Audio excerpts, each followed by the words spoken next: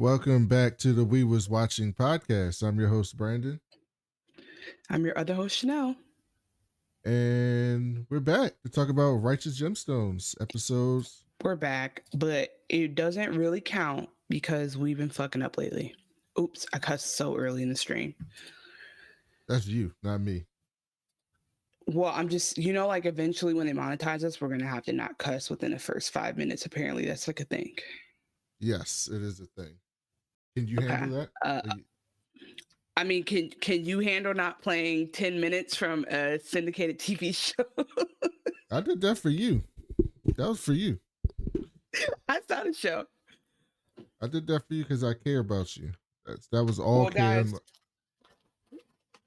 so what's been happening is that we had several podcasts and several live streams that have just been had to be they're either being in construction, being reconstructed, or being taken down completely because we for a long time we're just making content and nobody was paying attention, and now we're at a point where if we do play a minute of a show, HBO has caught us and we've been getting flagged. And I think we should have expected it, but we got away with it for a long time. And to be clear, it was fair use, and it always has been fair use. Like, we're not just sitting up rewatching the show for our own benefits. Like, we're always recapping it. But if you enjoyed one of our live streams and then you don't see it anymore, it's because it was we were not able to fix that thing. So that's what's been happening. If you're wondering where our shit's going. Those of you listening to us on Apple Podcasts or Spotify, you won't have these problems. You haven't had these problems, but please leave us. Well, they will though, because remember that. Did we put back up the Succession? Yeah, that was easy. That was just a little small thing. It started with Succession because we had a Pusha T song we played for the longest, so we kept it even past Succession, and then. Well, Chanel just dropped. I don't know what happened there. But those of you listen to us on Apple Podcasts or Spotify, you can leave us a review. If it's a 5-star review, we'll do it on the show. King. If you're back, Chanel. Oh, dropped. I thought you dropped. No, you dropped. You're messing up the intro. Let me get the intro in. If you are watching us on YouTube, you can find us on youtube.com/@WeWasWatching. Go ahead and hit the subscribe button. Like our videos, and then hit the notification bell so you can see when we go live, which we're live right now. Although I didn't do the schedule in advance because Chanel and I were figuring out times late today. You can also email the show at WeWasWatchingPodcast@gmail.com. We have a few emails which I'll read after this intro, so continue sending us emails. We love those. And you can follow us on social media at WeWasWatching on Twitter and at Blue Sky. We did get a few emails, which is pretty cool. We got an email from Miranda who said, "Hey y'all, will you be covering Andor? Say yes." This is what I'm talking about. I don't know what happened to Chanel. I think Chanel dropped on purpose for this email because she knew this is what I wanted to watch. And so she dropped on purpose because Miranda was playing flowetry and telling us to say yes and cover Andor, which I hope we will. It's so good. You will really be in your bag digging into the themes. And we really need more black coverage of it, given those themes. P.S. I legit thought Brandon was way older than Chanel, so you cleared that up. No, don't crazy shit. Don't let her lie to you, okay? You see, there's no gray on Chanel's hair. There's no gray. There's no gray anywhere. You Sharpie, you get silver Sharpie to make yourself, to age yourself up. There's no gray anywhere on Chanel. You see all this gray? All this gray. You can tell there's a big difference. You literally look like a young man. All that gray. You look like you chose to go. You look like you could grow hair if you wanted to. That's what you look like. I got a touch of gray? No, you look like you shaved voluntarily. That's what you look like. I wish. That's what I'm saying. But it's giving. This is a fashion choice. Chanel started watching Andor. And I was trying to tell her that Andor is like the highest rated Star Wars project like they've ever done. Okay. And so she got into a couple episodes, but I don't know. I'm like halfway through this first season now. I watched a lot of it on the plane. And then when I had 2 flights, and I kept thinking the first flight was the shorter flight, but it was actually a longer flight. So I was just sitting there enjoying myself. And I was like, oh, I'll work on the next flight. And then when I landed in Atlanta, my classmate texted me like, hey, are you going to do your homework? And I was like, oh yeah, I was supposed to be doing something right now, but I was watching Andor. See, she a trooper. You see that? You see that, listeners? This is what we talking about. She doing that for y'all. So hopefully, I mean, honestly, because if I could, I'm telling you, I've been manifesting. Anyone who's been listening knows I've been manifesting a live show. I'm stepping up now to say we need to do something sooner and bigger. We need to do something sooner and bigger. We need to start monetizing this podcast now-ish. So anyway, we passed 300. If I don't know if Brandon mentioned it when my CPU is tripping, but we're trying to get to 500 and monetize and go from there. And my plan as of right now is to use some of the summer to do a better job of like marketing our podcast and putting us on TikTok and like just going through the show and taking some time. But Lord knows it would help if you guys gave us a boost and kept sharing. We really appreciate the reviews. By the way, leave us a 5-star review on Apple Podcasts. And if you listen to us for a little while on Spotify, you can follow us and then rate us. You can leave comments on every episode, as Brandon probably mentioned already. But in general, when you guys like, subscribe, all that shit, it really does help. And it would matter a lot to us because we've been doing this show now for almost 4 years. Yeah. But we've only been doing YouTube for a year. Yeah, a little over a year. Yeah, so help us grow. We doing pretty good, but I want inorganic growth. I want to like buy followers type shit. I'm at that point. I made a deal with Chanel that I will watch you. By the way, this is such a lopsided deal for anybody listening. Just so y'all know, this is a very lopsided deal. I told Chanel I will watch you, and so we can record the new season. If she watches Andor, and we can record a new season of that, right? Yeah. Mind you, Andor is 1 season, 8 episodes. Yeah. You is 4 seasons, so I gotta watch 4 seasons for her 1 season, right? But I'm a trooper. Have you started though? No, I'm starting you this week. Oh no, I needed you to have watched. I need you to watch the pilot. I keep telling you, I just need to know if you're in or not, and you will know by the pilot because you're gonna have such a strong reaction to this show. I'm gonna watch it this week. You're gonna probably have Thursday. I'm watching Thursday. We've watched so many shows. You're gonna have the biggest. If Genuine talking about jeans upset you. You're going to have a reaction out of this world to this show. Genuine talking about jeans should upset everyone, not just me. But do you remember what I told you the premise of the show is? No, and don't tell me. I want to be surprised. I'm going to watch it on Thursday. Here's what I want. I want to not do what we schedule. I literally want to say stop and just make you turn it on. I want to watch your face while you watch the first episode. No. That's what I want to do so bad. I don't like this. I don't like what you're talking about, to be honest, right now. You're worrying me. What? It's such a good. The problem is it's so good, but it's such a terrible. It's like it shouldn't be good. It shouldn't be good. So we'll see. You should not enjoy it. Andor starts next week. Oh my God. And by the way, Andor, they're doing this weird thing. With Andor. Yeah, it's gonna be over before we know it. So that's going to actually be really quick because apparently what they're doing with Andor, what they're doing with Andor is they're doing 3 episodes at a time. Okay, so like the first week you get the first 3 episodes, the next week you get episodes 4, 5, and 6, and then the last week you get 7, 8, and 9. I think there's 9 episodes for Andor season 2, which I've never seen a show do that before. It's mad weird to me, but that'll probably make that go by pretty fast. So just be on the lookout for that. Let me just make sure that's correct. But yeah, I don't know if we're going to be able to do 3. I mean, unless like, obviously they might have the story arc of like, precipitating, like building the story and then like all the like climax and then the resolution and the 3 peaks. So maybe it's 12 episodes. So it's 12 episodes. So the 22nd, 29th, it comes out on a Tuesday. We don't usually record till the end of the week. So we got time to do that with Andor. Yeah, it's gonna be we're about to. I'm warning you guys right now. We're going into a weird time because in 2 weeks' time, I'll be done with classes. You know what I just thought about, Chanel? Which I'm very excited for, by the way, that you're gonna be done with classes because Chanel's about to be a doctor.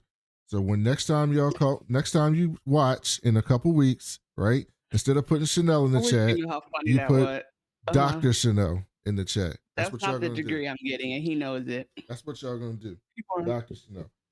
So I this is gonna be a good test for us, Chanel, because if it's 3 episodes, right, and they're about 40, sometimes they're somewhere between 30 and 40 minutes a piece. They're not hour-long shows. Somewhere between like 30 and 40 minutes is Andor. That's a good test for us on movies, right? We've never done a movie before. And so if you have 3 30-minute episodes, that's a 90 minutes. That's like a movie. And so we can see how don't we not do movies because you don't like, what is it that you can't do spoiler? You can't not spoil it. Isn't that what it is? Yeah, when I was a critic, I used to do spoiler reviews. I did not do regular reviews. It was all spoiler reviews when I used to be a critic. But so it's hard for me to do regular reviews because I feel like people are just beating around the bush when they do that. We got a second email from Ben who said, "Hey, Brandon and Chanel, it's been a while. I just finished listening to your last podcast, The White Lotus. You guys did a great job. One thing Chanel said at the end that made a lot of sense. She said that she's related to a lot of very different characters, and I think this is one of the reasons why The White Lotus works so well. I have very little in common with the Cougars. I call them the Golden Girls, but I think I related to every single one of them at one point, which is a sign of good writing and acting." I actually agree with that. Anyway, what to watch next. Oh, this is where you got this from?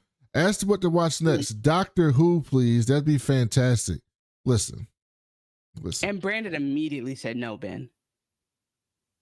Listen. One of my closest friends, who's like a little brother to me, he was the co-host of my original podcast. He's turning 30, by the way, so he's getting old. But he's like a little brother to me. I met him. He worked for me when he was in college. Wait, him 30, you're acknowledging that he's old? Yeah, because I met him when he worked for me when he was in college. You acknowledge that 30 and older is not young. Keep going. He was a teenager when I met him. I said he's getting old. But okay, so because 30 is old, I agree. But no, that's how you know I'm old. He worked for me at a university when he was in college, and he's turning 30. That's all you need to know. Okay.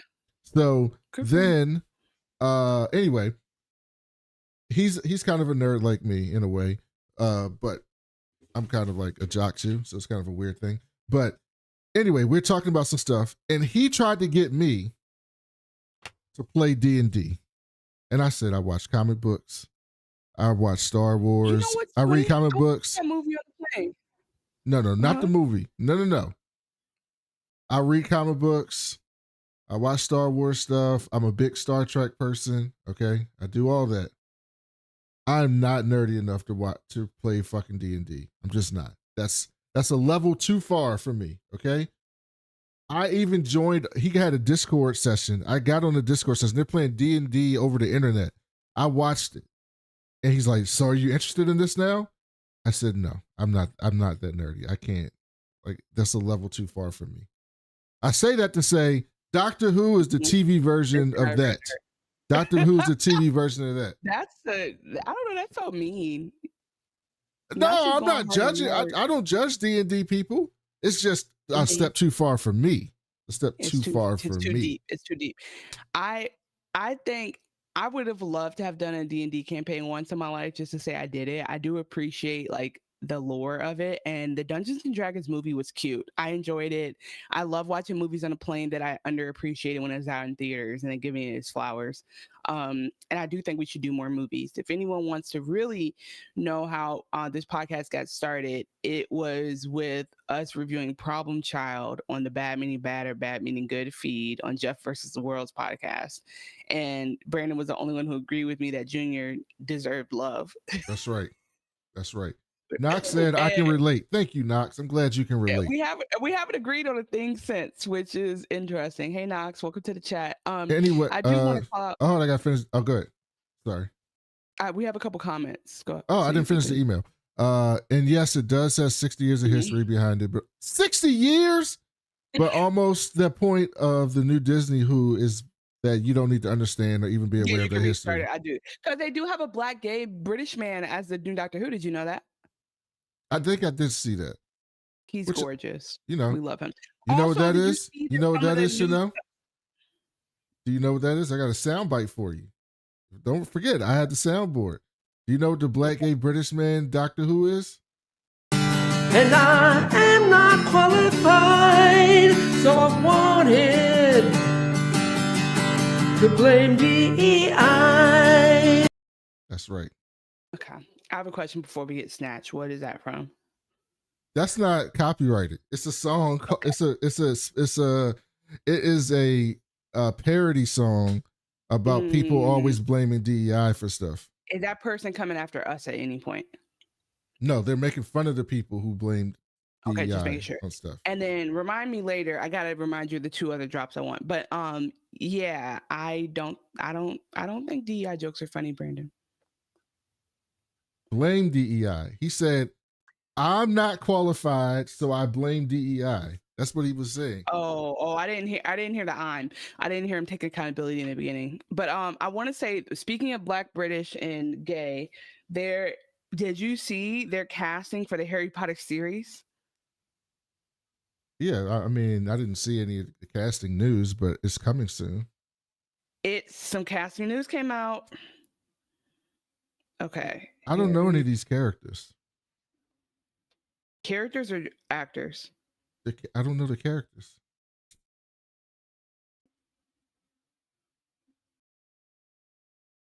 What? The same guy who I was just talking about, Mike, my little brother, he loves Harry Potter. And he, similar to what Chanel does, he tried to manipulate me to get me to, he says, you're going to actually like Harry Potter. Just watch the movies.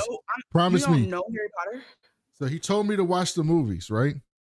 I watched 3 movies.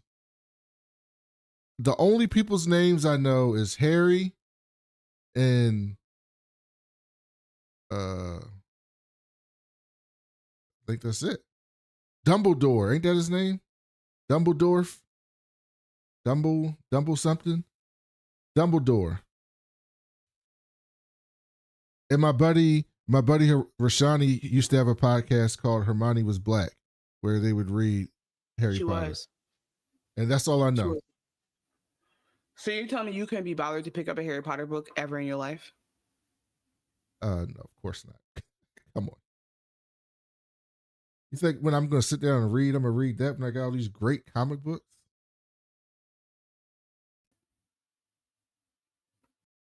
What? Okay. What? I'm just gonna move on. You not having Harry Potter is gonna. I don't want to end this podcast in Harry Potter. Can you get this? You know who that is, Chanel? Yeah. No. That is Joe Mellon. And you don't know who it is either because you ain't opened it up. She is a black Green Lantern, and she was inspired by Janelle Monáe. Look at her hair. Oh, so she's recent. Yeah. Joe Mellon. Okay, I want to talk to you. I don't even want to talk actually about it. Let's just move on because Harry Potter will be the first brick through the window of this podcast. Anyway, so they've casted John Lithgow, another lady who I know by face and not by name. He might be one of them is Dumbledore. Okay. Yep. They cast a lady we know, but her name's Janet something for McGonagall, so that'll be fine. Then they casted Papa Essiedu. I don't know how to say his last name, but he was in You Will Destroy Me, or I May Destroy You, which is a very great limited series by Michaela Cole on HBO, and he's gonna kill it. But the point is that they made Snape black. And people are like, oh, but he was a Death Eater, so he was basically like a Klansman. Well, and it's like, no, it'll be fine. I promise it'll be fine. I promise it'll be fine. I'm sure. But it'll be also, fine. you might have a point. You might have a point because I actually don't. But we can't even have this conversation because you don't understand the lore behind Snape. So I'm just. I watched 3 I don't know how movies. to- I couldn't tell you a thing that happened in them. They were so insignificant to me. So what was the point of you doubling down on that? I said we can't talk about it because you don't know who the Snape's lore, and then you said you're right. I watched 3 movies. I know who Snape is. He's That's the what I was bad saying. guy with dark hair. You don't know shit about Snape if you don't know the whole story. No, I don't know the There's whole 8 books. You think I'm reading 8 Harry Potter books? Come on. When The Expanse is out there, I'm not convinced you can. I'm not convinced you can read anymore. I read The Expanse. You should read that. Much better. You read it, or was it on the computer? No, I read it. Did you click to read? Did it read out loud? Did it have a little speaker box next to it and you click for every line? That's Nope. what I want to know. Nope. Because only real readers read Harry Potter. If you ain't read Harry Potter, Knox I don't says Chanel believe about you're that literate. Harry Potter life. I mean, she has a problem. So, You're genuinely not literate if you never read a Harry Potter book. Okay, so we have a literacy crisis in this country. So I wanted to just bring this up because people have been doing comments on Spotify. We usually read them. We really appreciate it. If we haven't, they're like some of the Spotify comments are just like, "Oh, great episode, love your insight," and I'll be like, "Thank you so much. We love you. Happy I found your unique platform." This is from Jennifer Kelly. Great insight, flow, and entertainment. New to you guys in White Lotus. Thank you. We love those. This first I think we read this actually from Robin Elise, who said we were influencers, hashtag we love that. Then we got a comment recently that said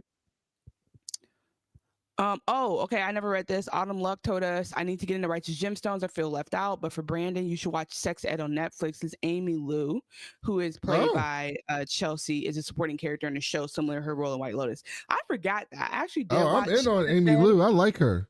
She's one of my favorite people now. But there's a weird scene with Full Circle, the black man who's playing Doctor Who. There was like a hate crime that happened to him on Sex Ed, and they did not respond to it correctly, in my opinion, in terms of writing. Brent, are you hearing the words I'm saying? Yeah, I'm saying I'm saying full circle moment. I know. I said that's a coincidence that he's in there. We were just talking about him. Well, is it a coincidence or is he just the British guy? And then this is when we talked about accents. Oh, we have read this. Autumn Luck commented again. Then we got one from Danny Murray. And the reason I read this is because this stung.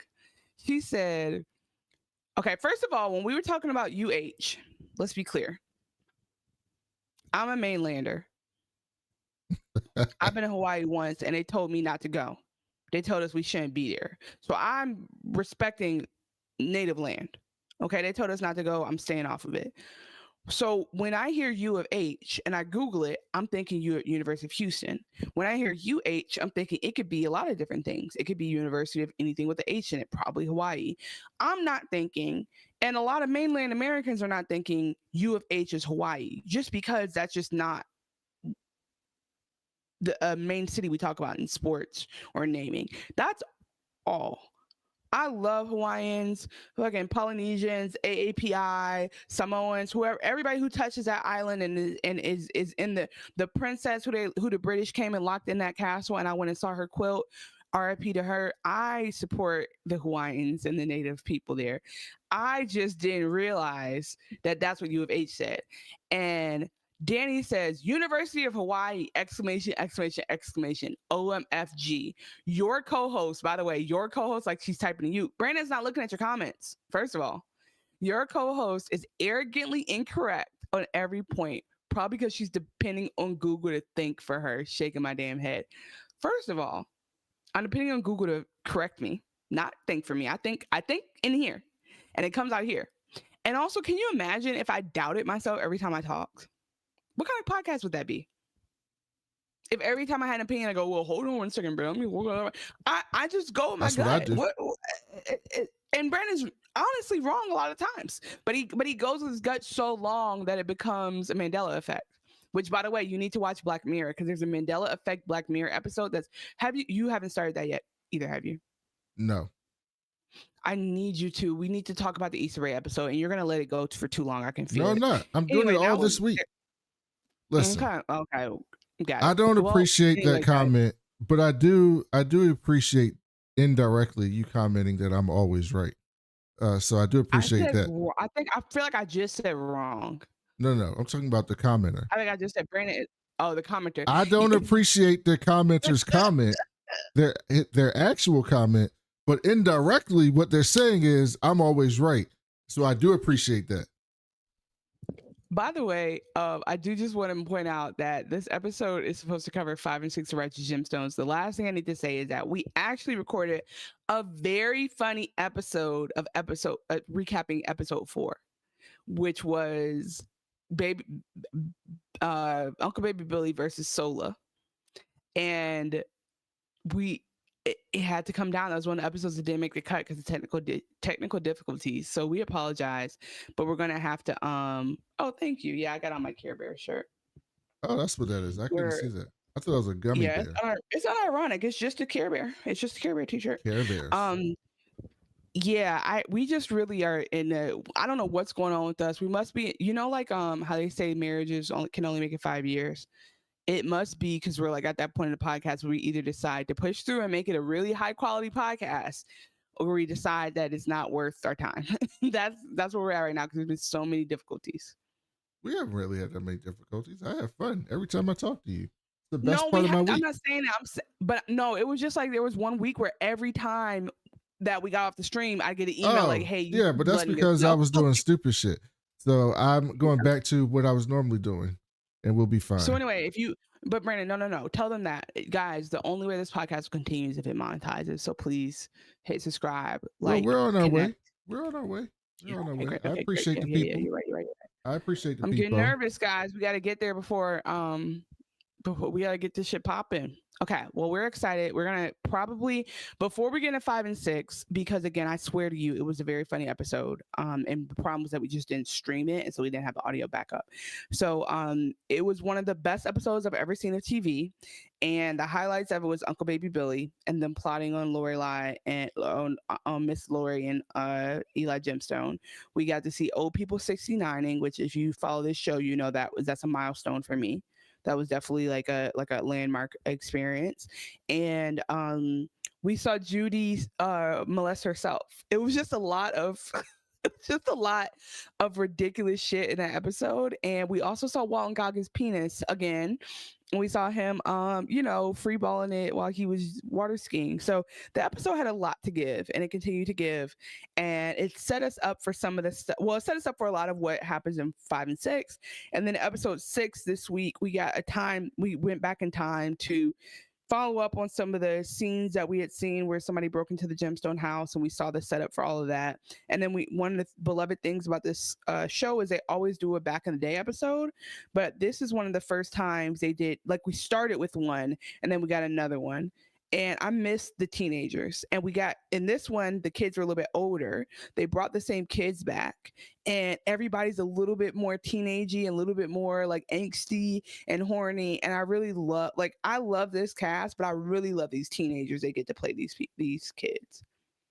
So episode 5 starts in the aftermath of Jesse and his henchmen vandalizing firebombing the Simpkins church. The first thought I had was Jesse has committed so many crimes. Jesse should actually be in jail. Like, he's actually somewhat of a kingpin, but he just got his little gang over there throwing Molotovs in the churches. And we see Vance, and he in his office, and he is salty, and he's yelling at his brother Craig. By the way, we knew he had a brother, and we haven't seen him in a while. And he's like, "Why are you spending so much money? We can't afford that shit. And you keep trying to open up these churches to outsmart the gemstones, but you're not really doing nothing but causing us money." And Vance's whole thing is like, he's got to be in charge. He's got to keep open churches, and he wants to be top Christ following man. And that's the last thing he has to do. And so, yeah, he's really like, because if you remember in season 3, like, the whole thing was they were winning and they had taken Rusty as their benefactor and got all his money, and the gemstones were fucked up and they wouldn't work together. They were having their succession dynamic where they couldn't get their shit together. Mm-hmm. And then they beat the Simpkins when they finally did, triplet wonder power. And it worked out. So to have the Simpkins come back was interesting because it was like, oh, maybe like there are worthy opponents. And we see very quickly that they actually did fall apart and they actually are not doing well. And they actually are just trying to keep up with the Joneses or the Gemstones. And yeah, Craig comes in and he has some type of spending or gambling problem, which I would have, not to stereotype him, but I would have loved for him to have just come in with like very expensive clothes on. Like I just wanted to know what is he spending this money on. That would have been very interesting for me. But I'm glad that they didn't stereotype him into like be wearing Jordans. But like it would have made sense to me if he wore Jordans, and it would make sense to me if he spent a couple hundred on his haircut, because that's the type of bullshit black men will spend their money on. So I was just curious about like what he's doing. Is he a gambler? Is he in the strip clubs or whatever? Maybe we'll see. But do you think, before you finish this scene in the office, do you think their point is that everyone's a bad person, even church people, or do you think their point is that church people are all bad? Like the point of the show overall. No, their point is that a lot of mega churches are corrupt. I don't think they're saying church is bad in general. I think they're saying the mega churches. Okay, interesting. Yeah, because basically we see that they have the same dynamic, because the sister doesn't even want to speak to the brother. Actually, the Simpkins have a worse dynamic, and it is very sad because both of their parents are not with us. But the sister won't even speak to Vance. And then Craig just came to get his money. Vance has a kind of sweet safe in the wall behind a photo. And he gives him $10K and says, please don't blow this all at once. And then, so we know, like we saw that the top Christ man of the world of the year, whatever, top Christ following man of the year is a bunch of people. There's this man from West Africa, who's been nominated for doing like actual philanthropy. You jumping way ahead. No, that wasn't. They showed this before when they showed Kelvin and they showed the different candidates in the last episode. Oh, when he was okay. like, yeah, it's Vance and somebody else. Yeah. And so it's a big thing that like, Kelvin's in there obviously because he's come out as gay and he has a prison thing. And so Craig is like, Vance, maybe you're gay too, just for no reason. And Vance smacks him across the face. No, and he was basically saying like, you're a straight white man. They're not about to pick you. Oh yeah, I forgot about that.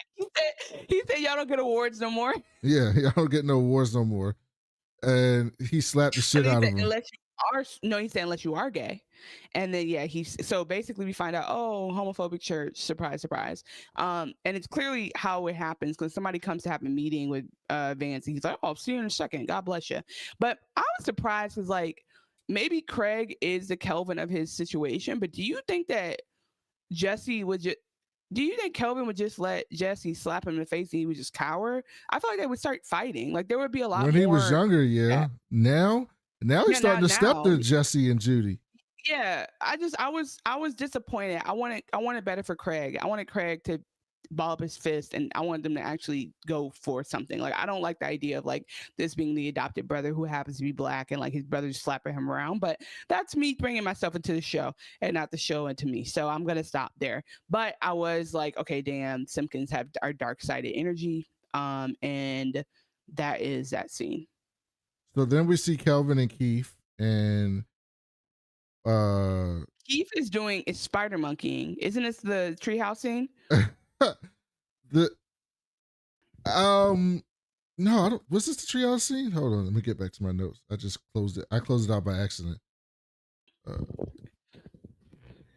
Because there was a clip going around. I think I've definitely sent it to Brandon if I didn't post it on our page. But basically they were they had the cast, right? And they were talking, and there's this guy in the front. I was like, who the fuck is he? Is he like executive producer or what? I realized that was Keith. It was Keith out in drag. Basically, I was like, why is Keith looking normal? I was like, I couldn't recognize this dude with like a regular haircut and no 666 faded out on his chest. And so I was genuinely confused about who that was for a moment. And the people in the comments like, who the fuck is this man? So anyway, I saw Keith in the wild, and Keith has really grown on me because I feel more comfortable now when I see him in his little mesh tees. But basically, Keith I don't even know how important the scene is to say that, like, we can really, honest to God, because we're going over 2 episodes, we can just sum up Keith and Jesse. Okay.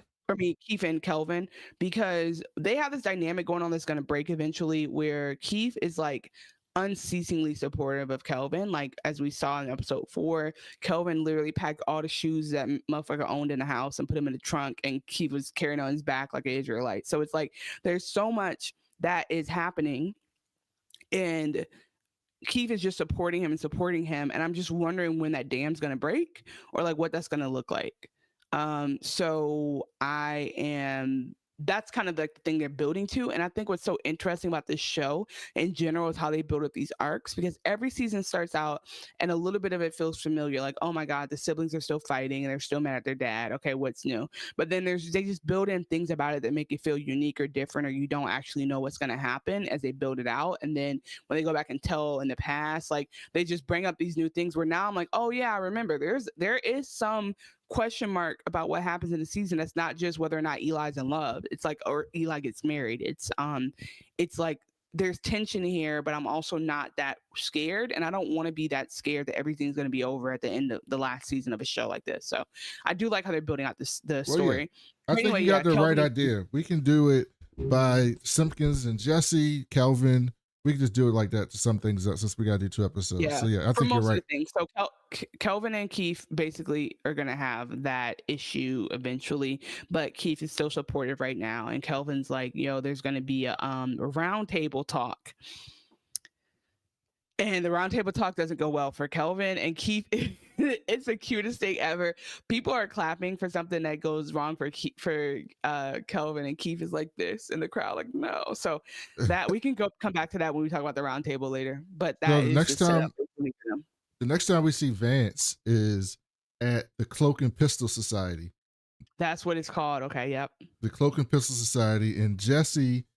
And he's accusing Jesse of firebombing his church. And Jesse's like, oh, I ain't really know nothing about that, but that's funny. He's like laughing at him and shit.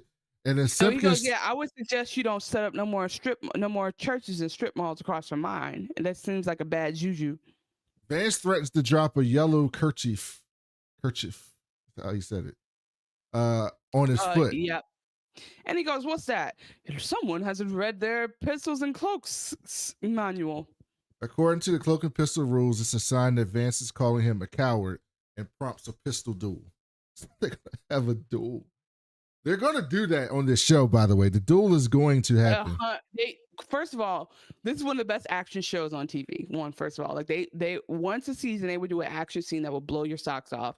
Like when they fucking had them having monster trucks running through that freaking cult last year, or when they had BJ do the fight with the man. Like actually, this show is so iconic. But I was thinking about when BJ and Judy were going through, and I thought about how BJ like got his ass whooped with that naked dude last year who had the frosted tips. So there's just so many we're gonna have a pistol scene for sure. And so he says he's gonna, if he drops the kerchief on his feet, then that means he's a coward. And Jesse goes, boy, I love when they sometimes when they talk, I'm like, oh, this is like you're trying to be too like chuggy, is giving too urban. But sometimes when they talk, they land it. He was like, boy, you better not drop no handkerchief on me, you gonna regret it. I don't even know what Jesse said, but he was just like, don't fuck with me, bro. I'm ready for you. Yeah, Jesse was ready for the duel. And so then he pisses Vance off. He said, I would love an excuse to murder you. Yeah. He pisses Vance off because then he pretends like he don't know who he is. And okay, I'm sorry. The stupid shit is the funniest shit to me. That scene made my night. When he goes, because we just saw that the reason why one of the reasons Vance got so mad at Craig was because he was saying, you're not shit, and Jesse Gemstone don't think you're shit, and you should stop fighting it because nobody's going to care about us. Like, nobody cares about the Simpkins. We're done. And when Jesse goes, he goes, oh, you better stop acting like you don't know me. He said, what's your name? He said, you know my name. He starts yelling, I'm Vance Simpkins. He goes, I'm sorry, I never heard of that. Who is this? And he goes, new phone, who this? To his face. And he goes, I'm Vance Simpkins. He goes, excuse me, does anyone know who this woman is? He gets Petty so mad. Said, is this on Apple TV? No, this is on Max. This HBO Max. Yeah. It's such an absurd show. If you haven't watched Righteous Gemstones, you gotta start from the beginning, and you're gonna enjoy the shit out of it. You're gonna be able to catch up to us potentially by the way the season is over, because the episodes go so fast and they're so funny. Like I've binged this season 1 in the whole day before, on a whole Saturday. But yeah, so he says that, and then when he calls him a woman, he gets so mad, and then he goes, "Hi, nice to meet you. I'm Jesse Gemstone," which was that was a good one. And so when Vance walks away, he's like, "Got him," and I was like, honestly, Jesse got him. Jesse really got him on that one, because that, I don't know why, Brandon, but that cracked me the fuck up, because that No, was it was the best funny. possible. Yeah, he killed him. He got him on that one. So I was like, oh, Jesse, you making it even worse. Cause like you're basically incentivizing him. Cause like now he's just a man on a mission to like embarrass you and your whole family. So we'll come back to Vance later when he meets up with Calvin. But I'm gonna jump over to Judy and BJ because BJ's going through it, man. He's not adjusting well to his injury. And that's fair. He says, "I'm helpless, I'm broken, I'm half a man." After he fell in the bathtub trying to get up on himself, and Judy's trying to help him, and he don't want his help. And Judy's like, "The doctor said that you're gonna walk again. You just got to do your rehab."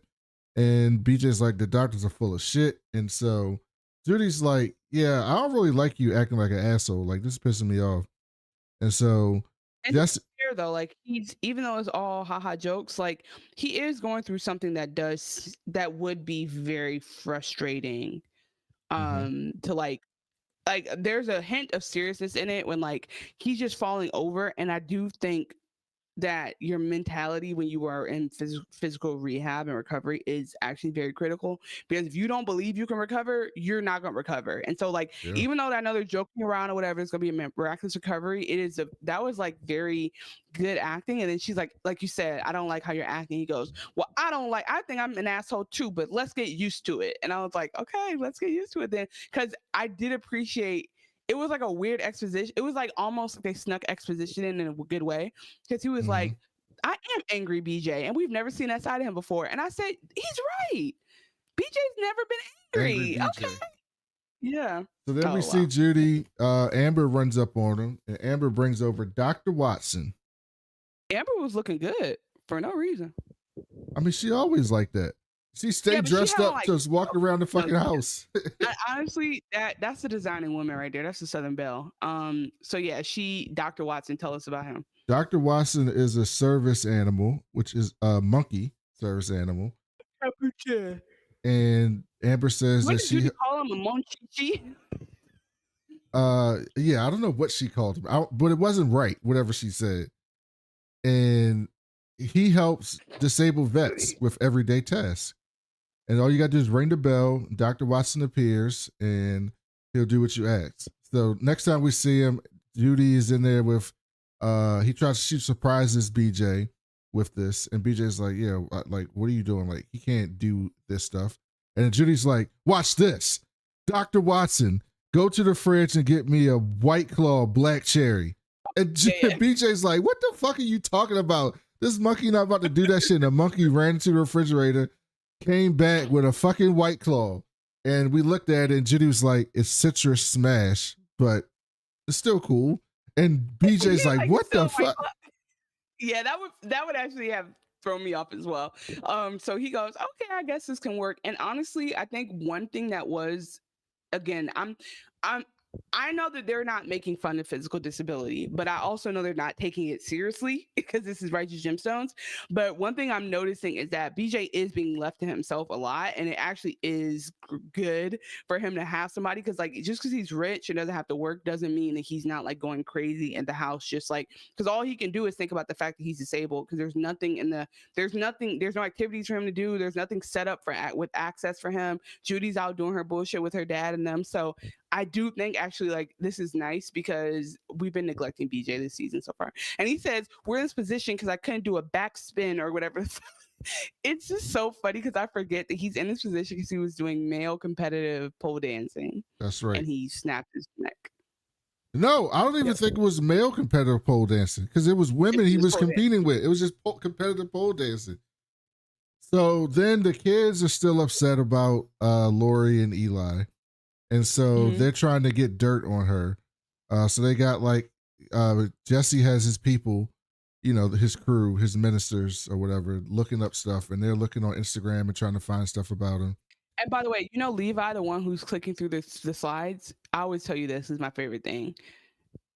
That's Jody Hill, who directed the episode. He never talks. He's always the one who's playing guitar, but didn't know that. he's always right there. Yeah, he's a co-creator. And so then they're like, all right, we need to get some more dirt. So they go talk to Baby Billy. And Wait, no, sorry, no. I made you mess up. They said they did some look 'em ups. Yes, some look 'em up. And they found that Lori has a bunch of photos with a bunch of men, but all these men have gone missing or dead. Yes.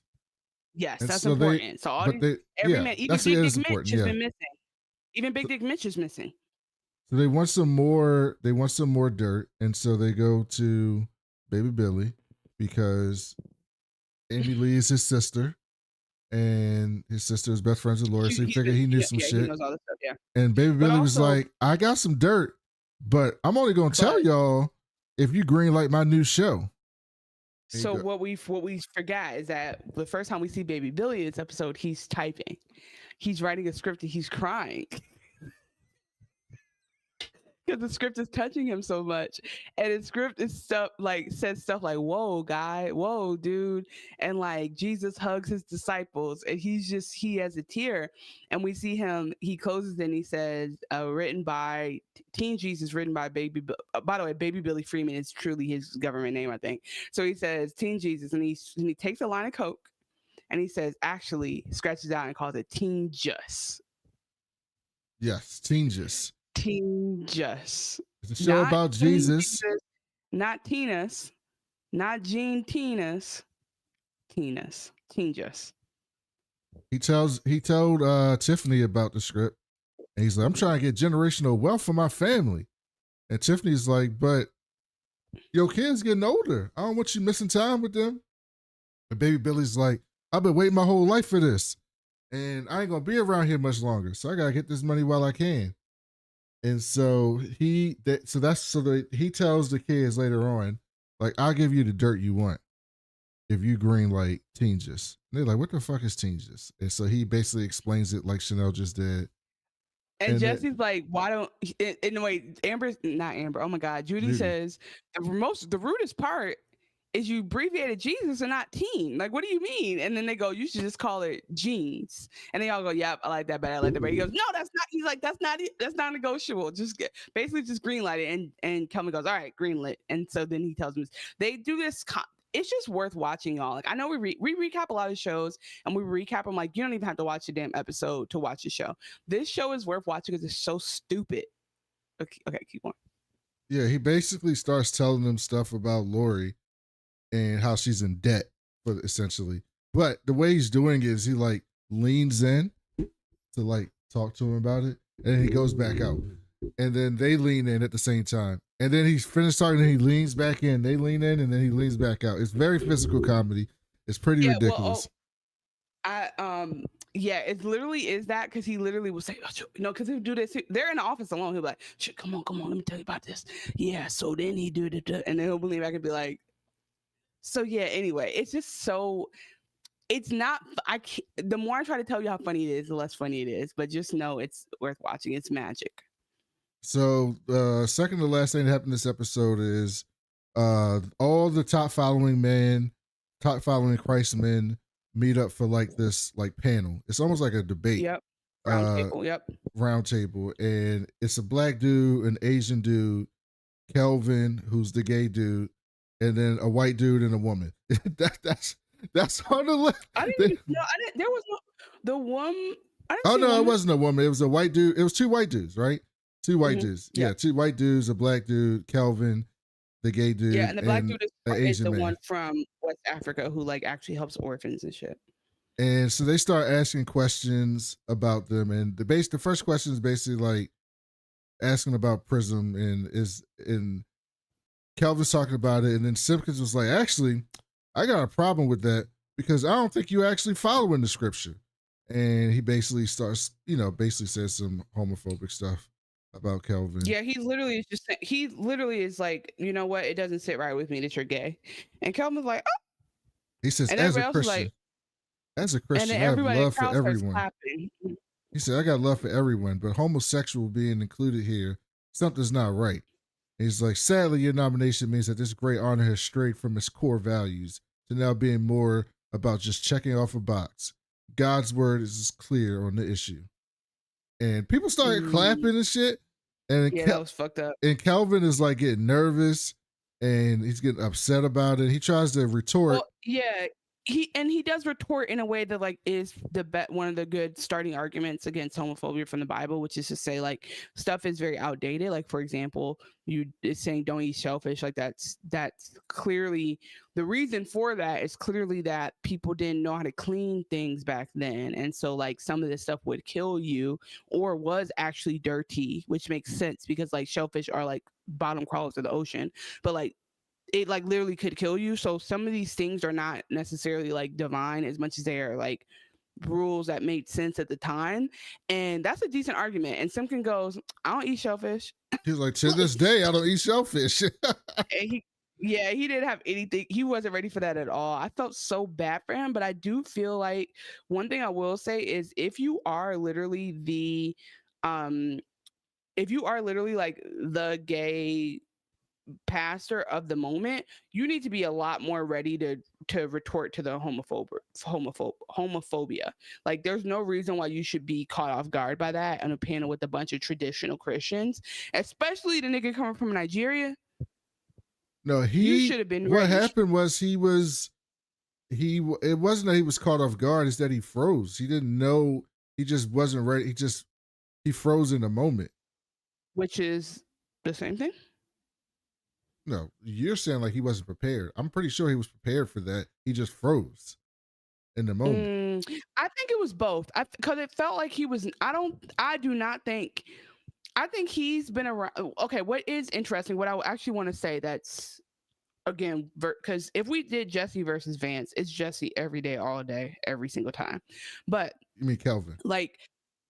No, I'm saying Jesse versus Jesse Vance. Versus like, Vance. Yeah. Like but it's like and honestly, I'm just kind of team Jesse. I like Jesse, but anyway.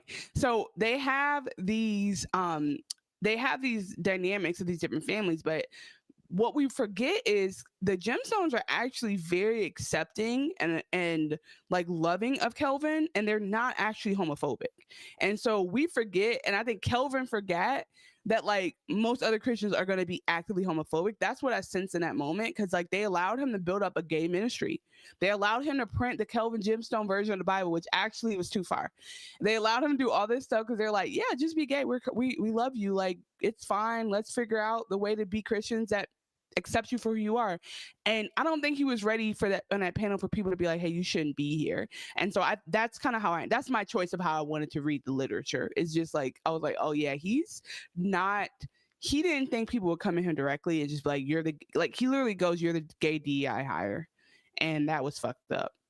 And so the last part of this episode was catching up with Eli and Lori, and they spending time at Lori's crib. And wait. I did miss. Okay. Then before we move on, I just want to go back because I forgot to mention one of the funniest things Judy did in the 5th episode was like tell BJ that they're the best couple in the family. Now that, I don't know who she said it was breaking apart, but she was like, we're number one couple in the family. And I did want to ask you to rank the couples. The number one couple is Kelvin and Keith. The number 2 I think couple, Kelvin's an asshole. He's not an asshole. He's fucking funny. Number Kelvin's 2 couple. He's not self-aware.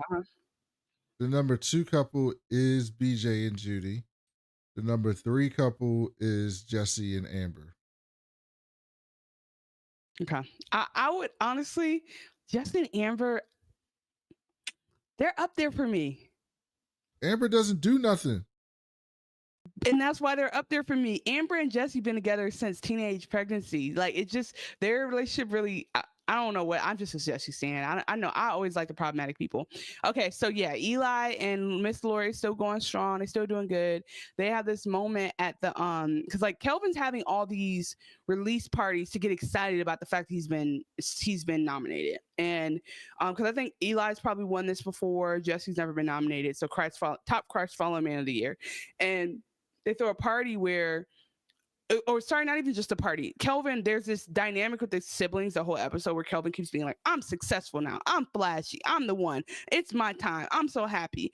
And they have this scene where they fight and Jesse says like, you I forget this. Did we talk about this already? So Jesse says, well, you know the reason why you got nominated is because, and he does a hair flip and he says San Francisco.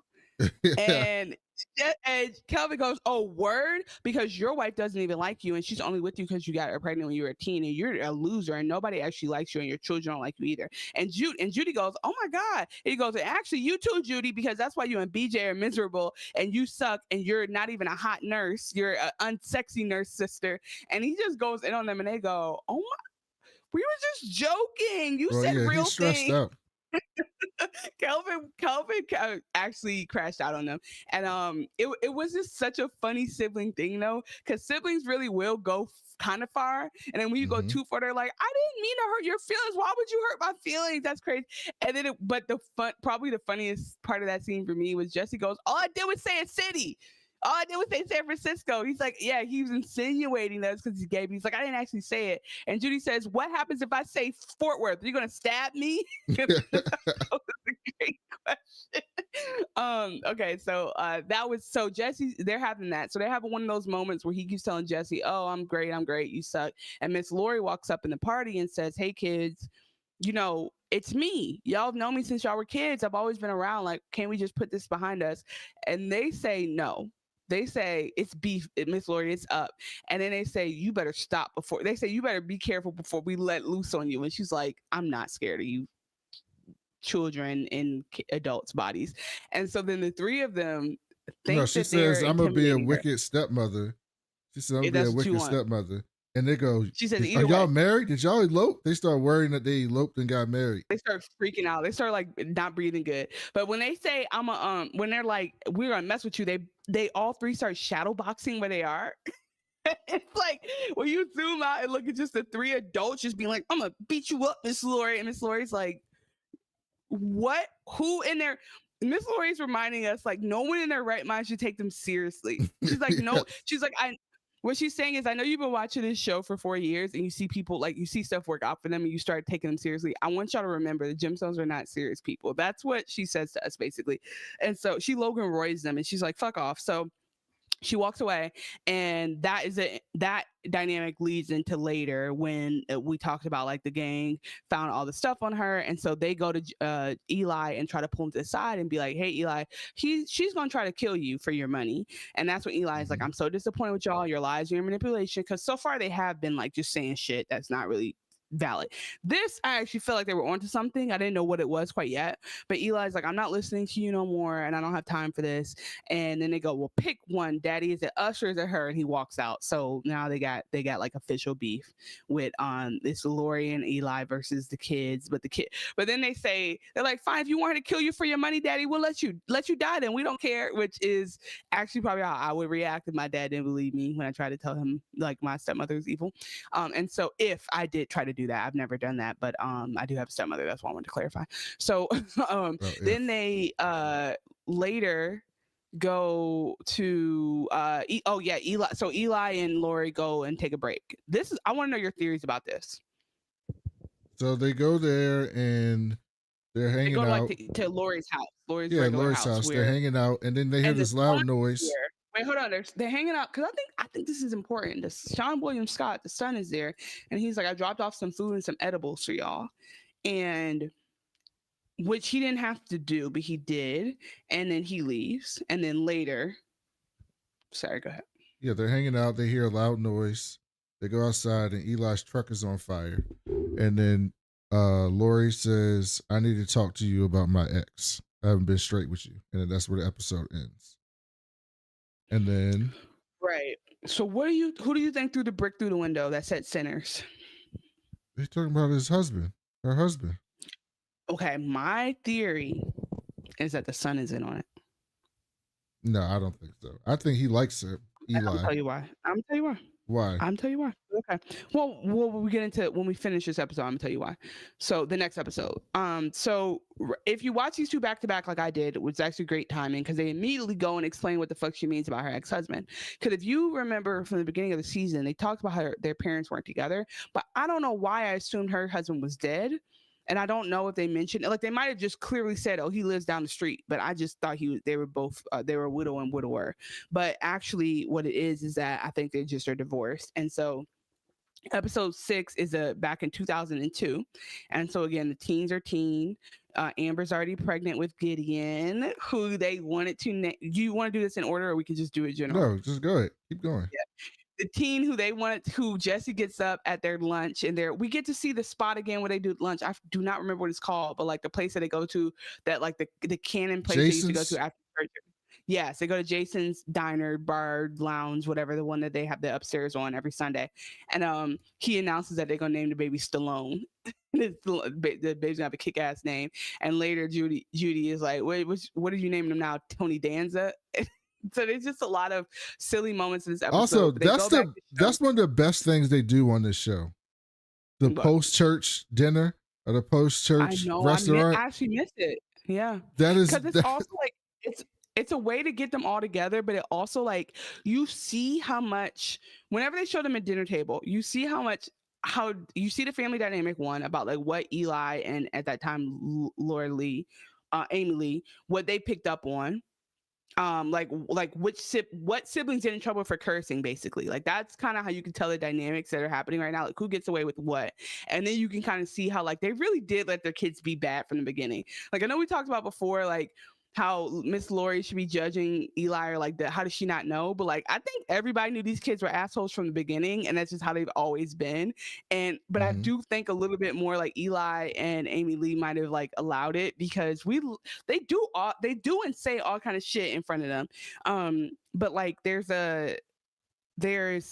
Kelvin is older. Kelvin is exploring sexuality now and like curious about men, because he walks into Judy's room at one point, and not even to tell what happens in the scene. It's just this is my favorite part. He walks into Judy's room at one point, and there's all these like Teen Beat, like JB or Tiger Beat. There was all these little magazines used to come out, these little girly pop magazines that would have boys' faces on them. I used to buy them as well. Used to love them. And he has a photo, Judy has a cutout of Hayden Christensen on the wall, and he walks in and goes, "Hey, Hayden." I was like, Kelvin is correct, because for some reason Hayden Christensen was so fine at that age. Like Hayden Christensen was so what the kids think is hot these days, that Timothy Chalamet bullshit. You don't know what it was until you saw Anakin. Don't disrespect Timothy Chalamet. I said you don't know you just don't know what a heartthrob is. If that's your heartthrob, you don't know what a heartthrob is. You don't know, because that was a different kind of time. Because you didn't see your fave didn't have an Instagram. You couldn't see your fave every day you turn on TV. You could only see Hayden Christensen when that motherfucker dropped a movie, and you lost your mind and got it. And that's how I got into Star Wars, and it became like an actual Star Wars nerd, because I was like, oh, cutie. And then we got and then the rest is history. But anyway, that was just a moment that I was like, oh, there's real writers in that room, because the people that they chose, they knew who the fuck to choose for 2002. Like you could tell they were actually there when it happened.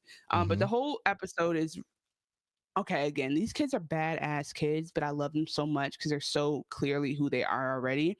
So Jesse, like we said, Jesse and Amber are already pregnant, and the family's already making way for that. They're really excited and they're supportive. Lori and Amy Lee decide to make another album together, so they're spending a lot of girl time together. But Miss Lori tells us that her relationship with her husband is deteriorating, and so they're going to divorce. And the kids are all hanging out, and we see that what's his name? Did you know that's Jennifer Nettles that plays her? Who's that? That plays Amy Lee. I don't know who Jennifer Nettles. She's well. It just surprised me that it was her. I could not believe it. Give me context. What's she in? She was in a bunch of like movies back in the early 2000s. You're not gonna give me one movie.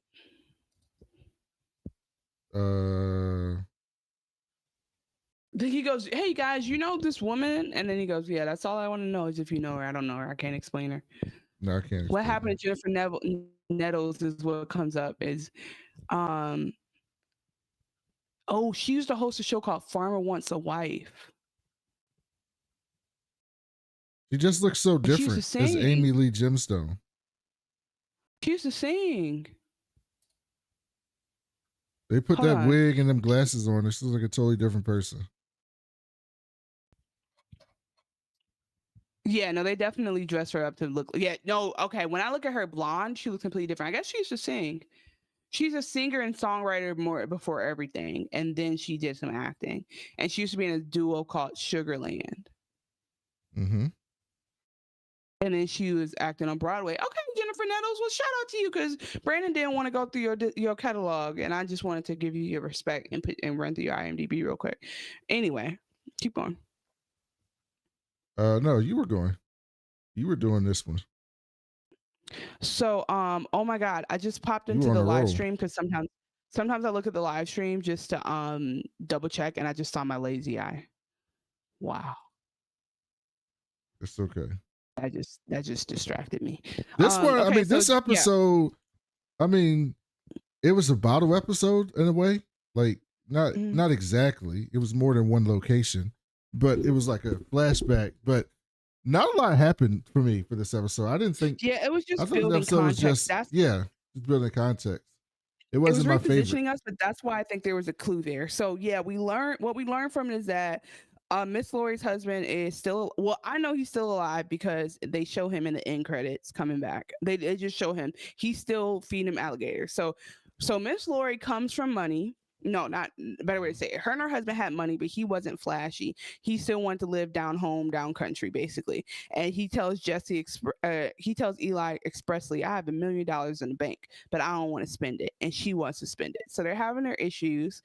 And so the son, which I can't remember his name, but Sean William Scott plays him as an adult, and Miss Laurie are just basically hanging out at the Gemstone estate the whole time while they're making their album. And the sons are really close, which is why when he pops up in season 4, he's like, we used to be like brothers, and they used to be really close. And there's this dynamic with Kelvin. The dynamic between Kelvin, Judy, and Jesse at that time is like Kelvin's getting into his like smart aleck phase, and he starts speaking back to Jesse, and he starts telling Jesse how dumb he is or how he's not ready to be a father. And so Kelvin's got them zingers. And so there's no romantic interest whatsoever between Miss Laurie and Eli. So I guess like they were never messing around or anything like that. But we find out that like Miss Laurie and them are going to divorce. They're just kind of at the end of their marriage. And he comes over drunk one day and causes a scene. And Eli punches the husband because he's like, get your shit together. And so the son drives him home. So the son is like still working with his dad at the alligator place, still trying not to pick sides. But Eli goes over to apologize, and he's like, "Yeah, fuck you, don't come back over here no more. I don't want to see your face. I don't care about you." And he's basically like, I just want to live my life, and I don't like the influence that your wife and you have over my wife. So that is essentially the setup. But like something about the alligators is sinister. Like the alligators are going to come up at some point in some way. Somebody going to get eaten by them alligators, or I don't know what TV is. And then you remember in the beginning of the season, there was this random throwback to the Bible getting stolen by somebody who broke into the house at some point. The golden Bible from the flashback. Yeah, that came from the Elijah first preacher. Gemstone. And then, yep, and Elijah stole it from somebody else, and then it became a gemstone Bible. So, but it's the Bible that saved the Gemstone family line. And so they show that it's actually the husband who's pissed the fuck off that she still keeps going around the gemstones. And so he calls because the son and the gemstone kids are all hanging out. They all go out to eat because Amber's having pregnancy cravings. And while they're out eating, by the way, there was just this is weird, but it was like oddly comforting. It's like when they showed Miss Gemma and Mark and his Devin. sister and Rickon and Devin Yeah. and Rickon and Severance, and like you saw this flashback of the dynamic. Like they always have been cool because like Amber was doing something and Judy was like, damn bitch, clean yourself up, like why you eating crazy? And so like we just realized that Judy and Amber actually did have a relationship even if they grew apart a little bit. Like they've always been around each other, and I think I appreciate that. I'm going back to like the doctor, what's the name of the monkey? Was she living there at this point? Basically, I mean, she Amber basically was probably living in the there? room with him. Yeah, she pregnant. Oh, she's in the family now. And so, yeah. So, go ahead. I mean, there was a lot of detailed stuff that happened, but didn't really push the plot forward, like with Amy Lee and Lori helping Amber deal with pregnancy and stuff like that. Yeah, they but all know each other. That it's just like whatever they said in the beginning is validated by like they really know each other. They've been fucking with each other for a long time. The kids shouldn't be acting like she's some random chick off the street. They should know her. And Sean William Scott really is like a brother, was like a cousin to them. What does happen though is that we see the dad is an angry type, and so he decides to break into the Gemstone house and he calls to make sure the kids are gone. But Kelvin had stayed behind so that he could rip photos out of Tiger Beat so that he could like look at them later. Out of he had found Judy's he had also found Judy's diary and ran up into his tree house, which I think is going to happen again later. So anyway, the father breaks into the Gemstone house and trashes it so bad. Like if somebody trashed my shit like that, knock on wood, I would just have to move because like I just can't, like I cannot. Like he trashed it so bad, he peed in the bourbon, he smashed all the photos. Yeah, and then he took the Golden Bible, and which is like the best way to figure out. We also took a bunch of jewelry and other shit but the best way to know that it was him who stole that shit was that Bible. I'm like, that's the smoking gun. And so anyway, Jesse does a good job. I mean, Kelvin is under the bed hiding. He does a good job of being quiet until he doesn't, and then we see what's his name lift the bed up, and we don't know what happens to him then. All we know is that when the Gemstones and Miss Lori come home, they go find Kelvin. He's still under the bed, he's shaking and crying, and then everyone's like dismayed. We have this cute little scene between Teen Jess and Eli, and he's like, y'all would never get divorced, would you? And Eli goes, oh, the only way I'm leaving your mama is when I die. And so that's sad because we know what happens. But basically, the kids are like, well, if anyone can get divorced, then anyone could get divorced, and we're worried about y'all. And he's like, no, don't worry, we're good. And so I don't remember how long after that she passed away, but that is one of those sad, tragic things. And then the other thing we see is Miss Lori goes to go check on her son, and teen Sean William Scott is like, bro, like dad called to basically their dad called to distract them. And she goes, oh, so did you see him? Because if they saw their dad where he said he should be, then he couldn't have committed the crime. And he lies for his father. Yeah, he lies for his father and says that he did pick up his dad because he knew it was his dad who did it. Because he's trying not to pick sides. Because all they had to do was ask the other kids, right? But in a way, he did pick sides at this point because he lied instead of just not bringing it up. Basically, he could have just like, I mean, no matter what, his dad put him in a fucked up position where like now he's lying for him, and so I think the reason why I think that Sean William Scott is in on it is because he lied for his dad now, and who's to say he's not helping his dad run people off. And so I think my new theory after it's all said and done, because at first I was like, oh, Miss Lori is a Black Widow. Okay, like interesting. So the kids were right. But now I think that it's her husband and I think her son killing people because he's been acting all nice and he's the one who brought up Big Dick Mitch just to not, you don't know Big Dick Mitch is dead? I bet you do know that because you killed him and now you're trying to bring it up. Oh, look at you, Chanel, being a detective. I think he's in on it. Because also him like leaving out the house like that, I feel like he's did it just to tell his dad they're over there. Because I feel like he would never, the way his dad was acting, he should have been picked sides. And then when he did pick sides, he picked sides over his dad doing some really like truly heinous shit because he really trashed their entire home and like just made them feel really unsafe in that space. So that is that's like really a good summary of episode 6. I think like like I said, there's a moment where they're talking about like what they should do about the husband, and like Eli's like, I don't want to get in the middle of it, and Judy catches Amber and she's like, oh, why you sneaking whatever, pot pies or whatever. And Jesse comes down like, she can eat pot pies if she wants to. And Judy flicks his penis and he goes, don't be flicking my dick, bitch. And I was He's just walking like, around why? in tighty whities. But the fact that that's how they speak to each other, and then she goes, what is she said something to that was such a strong reply. It was, and then she goes, whatever. And then that's when she basically calls her baby Tony Danza. And it was just like, I was like, the way these kids talk to each other, there's no surprises about who they ended up being. Like there's no, oh, what happened to you? Like they've just always been like that. And I don't know why, but like something about seeing bad adults be bad teenagers just makes me feel like, all right, like, you know what? Some people are just who they are meant to be. That's it. That's my thoughts. This episode, it wasn't my favorite. That's why I didn't have a lot to say about it. It was a flashback. We got a little bit of backstory.